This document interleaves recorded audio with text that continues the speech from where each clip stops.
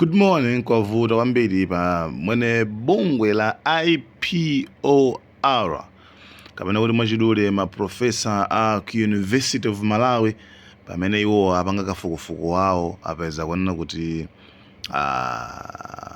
DPP itha kudzatsogola ndi 43%, komanso MCP 26%, UTM 5%, UDF 1%, PP 1%, komanso enawo ndithu ndi undecided voters, voters amene sanaganize bwinobwino mena, komanso ena amene refuse to vote and other parties. Ndiye kwenikweni uyu ndi kafukufuku chabe amene amakhala kuti akungoyang'anayang'ana kuti makuti suti zimakhala kuti exactly no, koma zimakhala zoniza kuti iwowa aona amene zinthu zilili apanga ma-interview afunsa kunduku then kenaka amabwera ndi conclusion. Ndiye omwe ndi mmene iwo apezera kafukufuku wawo. Ndiye anyway kafukufuku amene ndithu wakhumudwitsa anthu ambiri makamaka amene ali azipani zinanso komanso ena ayika maganizo awo. Anyway ndiye panopa kuti ndi Samuel Lora nawonso amene ndithu akufuna ayike pa mulomo pa nkhani kuti aone kuti timve kuti iwo kuti maganizo awo ndi otani. Yes, comrades, good morning. Mwazikabwaja kulu, amai, auntie, sister, cousin, good morning. Ku diaspora, mulibwaji. 50 days remaining. Masiku amene asala 50 tikupita kuzisankho. Aliyense akukhala pa Times. Times Radio, Times TV. Kodi akuti bwanji amalawi mufunafuna chilungamo. Ena kudikira Winiko ayankhula, Boni Kalindo ayankhula chani. Bakiri Muluzi TV atisambwaza bwanji. Rayton Mangochi atiuza bwanji zakulephera kwa chitukuko. Ku MCP Chimwendo Banda kuti bwanji urunning mate ukenda bwanji. Ku UTM Matthews Mtumbuka ndi Kabambe good pair. Kabambe president, winner your running mate. Comrades, konseku wa Malawi tukufuna chilungamo. Tukufuna zinthu zabwino mziko. Mukamafuna zinthu zabwino mziko, zokamba zimakhala zambiri chifukwa liyese ndiye wazuka. Koma si kuti kapena onsewo ena kuyankhula zabwino za ziko lathu, kapena marifuna ziko lathuli. Ali ndi mpata woma yankhula pa social media, kapena pa radio, kapena pa TV ngati mena akuzathu ena tikuyankhulira, kapena mena anthu ena akuyankhulira. Koma the bottom line is tukufuna msogolo wabwino ku Malawi. Full stop. Zonse zitingakambe zo kaya ku MCP, ku DPP, ku UTM, ku UDF, all these parties, onse amene akupikisa nawo pa sogolo wa ziko lathuli. What we need in Malawi is a good leader. A better leader, not good, but a better leader. At least ku Malawi panopa tufuna msogolo wabwino ndithu. Ndi mavuto amene tili nawo. And panopa were very good. Tili munyengo yabwino kwambiri, whereby our economy is in shambles. Chuma chathu sikwenda bwino, malamulo aziko akhwefuka. The governance issue is not there. The legal framework is not there. Milandu makoti mangokhala basi. Milandu ikulu yontha abenderama kwa milandu sikuyenda, majaji ngambiri akusankhidwa, ambiri akukhala elevated. Koma vuto lokuti milandu sikuyendanso yayi. Kuzipani kukokana, we don't know why zipani zikukokana, we don't know. Anthu akumamenyana muzipani. Ena mpaka kumapita mwasing'anga kufuna kulozana nkhani ya ndale ku Malawi. But what I know so far, I appreciate one of my good friends is in America. I was talking to him this morning. I think I might a track. Ali ku America. Nzanga ndi wachisilamu. And he's a good friend. Takula limozi kwambiri. Tapangapo za skulu limozi tili Anyamata. Tili ku secondary school. Komanso after secondary school mpaka zatu anapita ku America. Kukhazikika kumeneko. For the first time, wandiuza chinthu chachikulu kwambiri. Following my politics. Following politics of this country. Komanso wakhala kusatira campaign yanga from other forums. Wandiuza chinthu chimodzi chomwe ndaona kuti the guys amapempheradi zatu wachisilamu. He quoted a verse in the Quran kunduza kuti pali vesi ina yake mkorani umo anzathu achisilamu kapena khristu amene mungaone mkorani amanena kuti vesi imeneyo ikunena kuti muziko mukakhala anthu abwino amasankhanso mtsogoleri wabwino.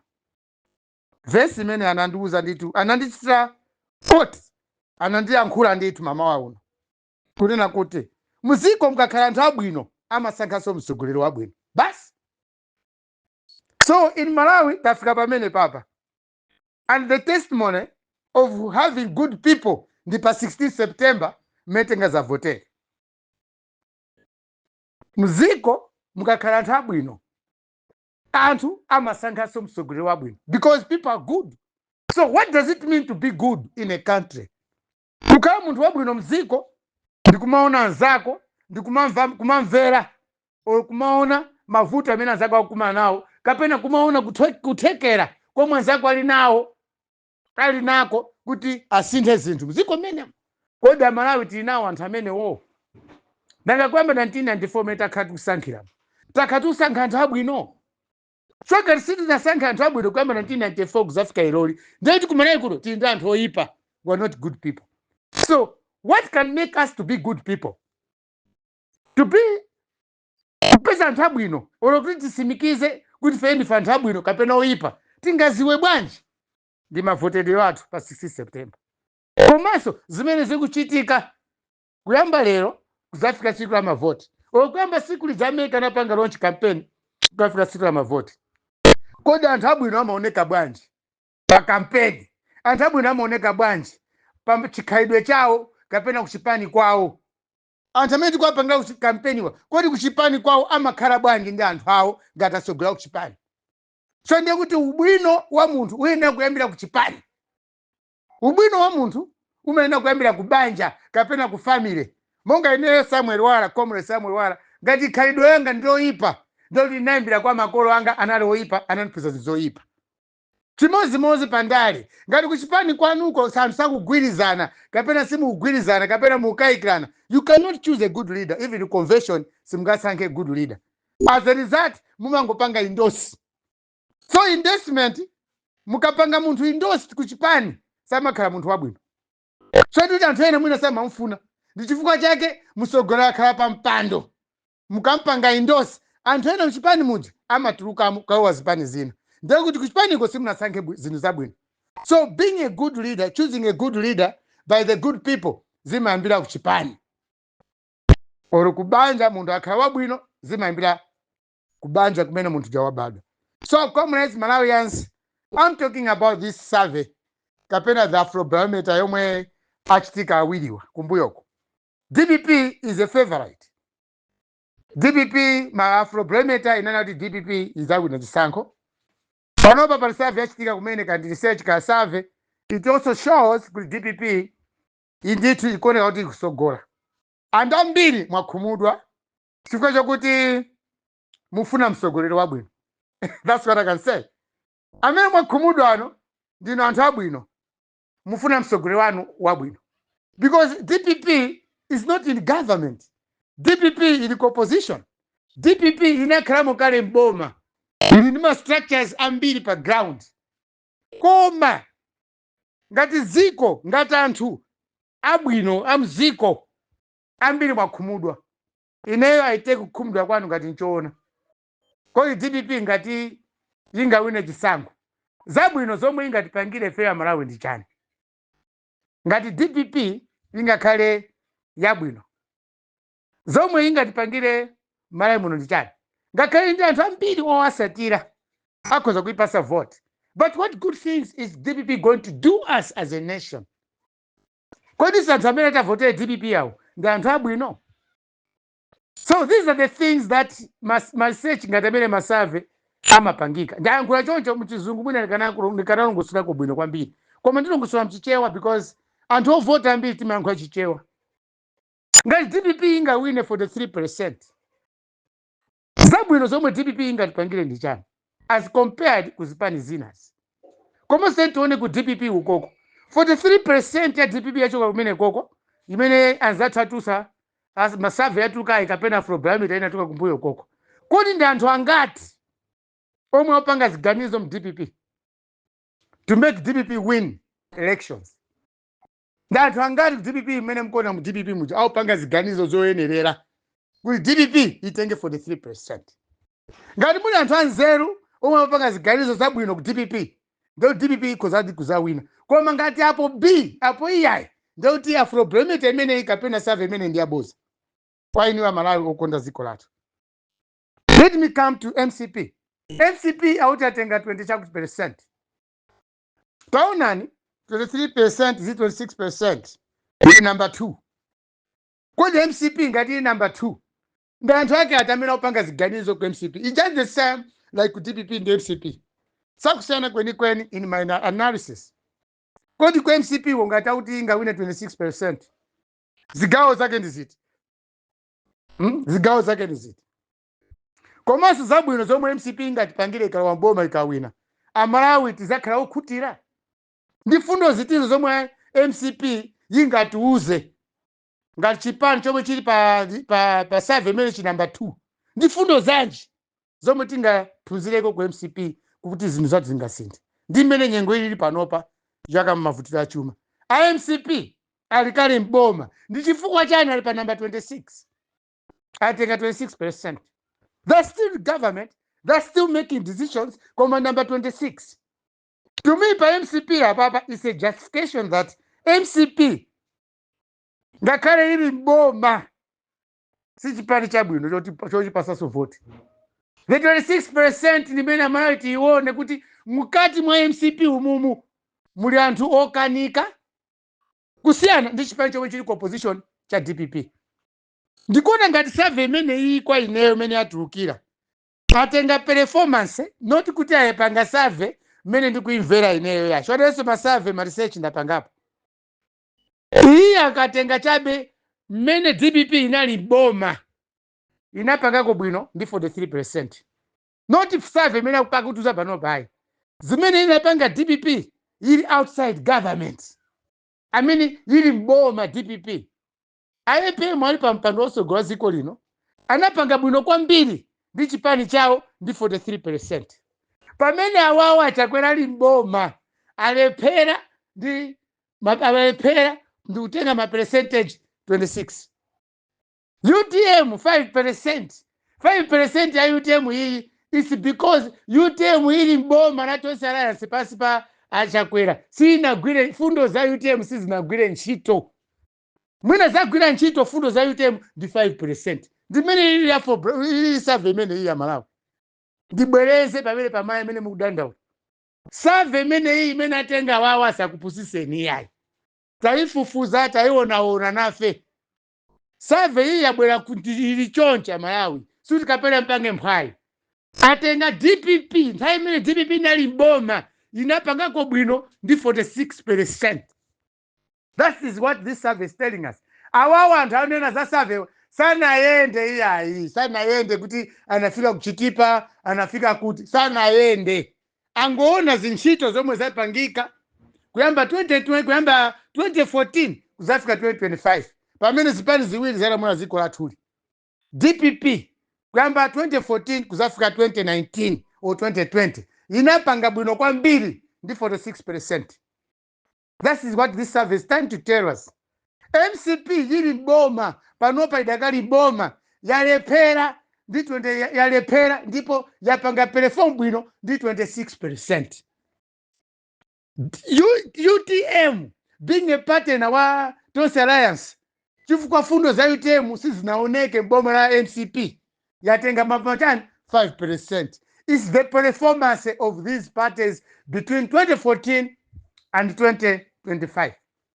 So ina mkudandaula. Kodi fundo za UTM zikanakhala kuti UTM ndi MCP anali limozi mugaza kuti akanakhala pa 26% ya MCP. They could have been higher. Chifukwa fundo za MCP pa iyo woka za 26%. Koma mukati muone UTM fundo za UTM zonse sizinagwira ntchito boma la Tonse Alliance. Fundo za bwino zonse zimene chipani cha UTM chinali nazo sizinagwira ntchito. So survey imene iyi sakupusiseni. And these people apanga survey imene iyi pena pake ndatambwali. They say kulikoma sana pite. Why not going to Likoma? Foja sanapite kulikoma. So this survey is a proxy. Si survey yote ena mpaka mdwale nayo. Hai. That means you don't love Malawi. Dimene nena kuti mukolani akuti mulimau amena kuti ziko likakhala bwino limapeza sogolera bwino. Ndi anthu amene apanga survey imeneyo iyi ineyo ndo natikati si anthu abwino. Bwanji sanapite kulikoma. Komanso madera amene anakuma nawo atiuze mndondomeko wake anaenda mndondomeko wanji kuti akafike pa 46%. Koma ine ndapezera ndi timu yanga nditaona survey imeneyo nayense nali wokhumudwa. Ndinakaionanso na anthu amene sanayende. So pa ground panopa amene palili panopa tikupita ku campaign. Chipani chilichonse panopa sizinganene kuti kapena chikuchita bwino kapena sikupanga bwino pa ground. Siona kuyamba 50 days ya campaign iyi. Koma mkatengera za surveys ndewe ena muchita mphwayi sindino anthu abwino. Kwa munthu wabwino ngati zili choncho titamange pa ground tikapange campaign. Ineyo I still feel that Sokabambe is leading pa campaign yake ndimene akugwira ntchito. Ndikumugwira ntchito da Sokabambe bwino kwambiri ndi mafiri mtumbuka papa tigwira naye ntchito bwino. Komanso azipani zinano nanonso pilani pa ground tikumane. Odi fundo zanza mtundu wanu. Sio pano pa fundo zopangira campaign ndikaendesere bwino ka chuma. Osati kandali. Chuma chikuyenda bwanji ku Malawi. Ndipo tingapeze ndani yemwe angatipangire bwino chuma chichisindi. Within 50 days. Komanso mwina kuziwa namba imene anthu apanga register 7.2 million people. A very small number. When tikaigawa imene hii mkati muone, no one is going to get the 50+1 votes. I mean percentage. Imene yofunika mundi malamulo aziko lathu achisango. So comrades, Malawians, this is my position. But my good message to UTM members. Utenga yanga wa chipani cha UTM. Ndima ukonda kwambiri. That's why I'm supporting your leader. Komanso, ineyo I regard myself as one good person ku Malawi kuno. Ndine munthu wokonda chilungamo. Komanso ndimalikonda ziko lathu. Ndine munthu wabwino. I challenge you, comrades, ena nonsenu. Maybe even the people who know my family, ku family kwathu. Ku family kwathu kwa Ruwara, olo kwa Mkandawire, olo kwa kwina ndi kwina kwa Zigogo anga kwa Nkhata, kwa china Azanga, Baranga, Nkhatabe. Our family is very rich. Kubanja kwathu ife ndifu anthu opeza ko bwino ndithu. We are not very poor. Kubanja kwathu kwa Ruwara, we are not very poor, olo kwa Mkandawire, olo Azibaranga ambiri neyo. I'm coming almost from a well-to-do family. Pa size yake. Ndinda Azibaranga ambiri, they've got big businesses. They've got everything that Antona Masidira. Komaso, our family is helping a lot of people. The way I'm doing, I'm campaigning for UTM. I'm helping. Coming from a family that also, and then apart from Tanzania Kundali, tima Tanzania mambiri mbiri. Pamene pali mtundu wanga, anthu mtundu wanga kakuchalichi. Pamaoneka nditi kuti akubanja kwa Ruwara wawa, awakubanja kwa Mkandawire, awakubanja kwa Muhone, abanda kunyanja huko. So it's a family that tinakula nditi ndi family oti not as mene ma anthu ena makhalira Malawi muno mwayi. But somehow pang'ono tiko bwino nditi kuti pa Malawi standard we don't suffer the way other people suffer. But we sacrifice a lot kwa anthu. Timathandiza anthu. Ngakhale anthu ena mwina sitimayankhula nawo kwa timathandizira. So my message to UTM is like this. UTM kuyantha nzeru kwambiri. Kuyantha mbiri nzeru komanso ikonda UTM. Koma the challenge that is there is support. Anthu amene makonda kwambiri UTM, please tizithandizana zinthu zina zipangira limodzi. Tiziyenda limodzi. Wina apapa nthawi inja campaign anthu akudandala kuti kumamizi sitinayende. Komanso survey imene apangayi aonesa imene alongoseramo ikuti pasa 5%. Let's make this 5% to be a 50%. And how to achieve this kuti ikhale 50% is you. Amene muli ndi nkhawa ino. What I'm trying to say, my members are UTM amene muli ndi ma resources. Amene muli kuthekera kukhala ndi ndalama. Kapena sichina chilichonse chothandiza campaign ya UTM. Please, apase na anthu omwe akupanga campaign pa ground. It's not everyone who is able to campaign. Ena muli ku diaspora, ena muli kuti. Koma panopa, ku UTM tenti zikondana. Chwefe chikondi chanu cha UTM chinaoneka kale conversion. Musogole wanu wa chipani cha UTM simunampange endorse. Munampasa vote with large numbers. Kusema kuti kuchipani cha UTM kuli chikondi. Then chikondi mechi chipitilire. Amene muli ndi kuthekera kuthanza chipani cha UTM mumakobiri, munzeru, makamaka maendedwe. Ngati kwa nafe tikupanga phokoso ofe tikumapangeni campaign. Timavutika kuyenda. Ndalama timakhatiribe. Koma timayesesa ndithu kuti chipani chikuchikonda koma situkonda ziko lathu. Chonde give us support. Bas? Sawa samango yankhula yaya. That's why I'm not doing up on social media. Physically help us, help those people who are campaigning, help the president in any way. Ngati pa Afrika ndalama muli nako kandrama aponyereni ngati mene maponyera ku church. Ndi 50 days yokhaya yasala. Ngati silipanga zotheka pa 50 days up. Mawa msazadilire sina pale campaign yabwino. Campaign hii nja wina aliyense lowani matumba mwanu pelekani chithandizo kwa msogole wanu kwa anthu amene apanga campaign chipani cha UTM. Tenti zikondana kuwina chisankho kapena kusangalala kuti mwawina chisankho si umango wina chisankho usanapelekepo kena kake. That's why DPP ndi chipani chopereka. DPP ni boma imapeleka. Komanso DPP ndalama amakhala linazo amaziwa kusenjeka kandama. Koma ku UTM chonde mwini ma resources mwini ndalama zongokhala pena pake. Tipaseni tithamange pa ground tichita achieve number ya 5%. Twa fundo za UTM sisi zinagwire ntchito mutonse alliance. Achakwera fundo za UTM sana gwise ntchito. Anagwiriza fundo za UTM 5%. That's my understanding. Comrades, good morning.